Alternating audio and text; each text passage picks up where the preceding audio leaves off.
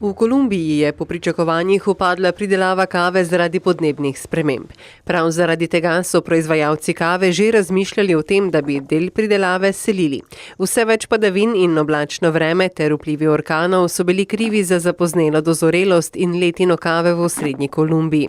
Kolumbija je sicer največja svetovna pridelovalka kave vrste arabika. Na leto jo proizvede okoli 14 milijonov kilogramov. Letošnja številka pa je za skoraj pol milijona manjša. Odločajo se, da bi prešli na drugo vrsto kave, na robusto, ki je bolj trpežna, ima višjo donosnost in večjo toleranco na žuželke. Ker pa je v tej vrsti večji odsotni delež kofeina, je tudi bolj grenka, tako da se bojijo, da ne bo tako priljubljena. V Peruju so odkrili v džungli več kot 10 plantaž in laboratorijev, kjer so pridelovali kokain. Poročajo, da so jih uničili z uporabo dinamita. Gre za kraje na območju Paska, vmesne postaje med transportom k sosednjim državam, Brazilijo, Bolivijo in Paragvajem. V operaciji proti drogam so oblasti zasegle tudi materijale v laboratorijih in jih uničile. Peru velja za enega največjih proizvajalcev kokaina. Leta 2015 so uvedli zakon, ki vojski dovoli, da v džungli uničijo obrate za pridelavo droge. V zemeljskih plazovih, ki so nedavno prizadeli Indonezijo, je umrlo 7 ljudi. Ena oseba pa je bila ranjena. Že nekaj dni pa še vedno pogrešajo 13 ljudi. Iskalne in reševalne ekipe še vedno iščejo preživele in pogrešane. Delo pa jim onemogoča težko in nedostopno območje.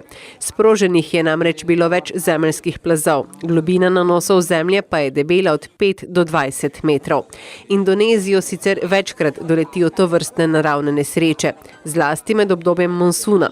Nanošene plasti zemlje pa so velikokrat pomešane z drevesi iz gozdov.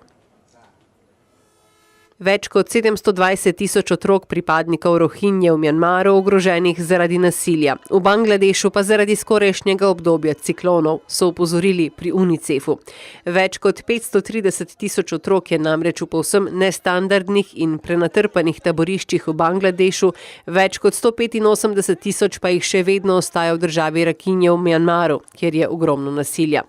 Unicef opozarja, da bo ciklonska sezona poslabšala že tako slabe zdravstvene razmere v območju Koksa in drugih taborišč v Bangladešu, kjer je velika nevarnost za poplave in izbruhe bolezni.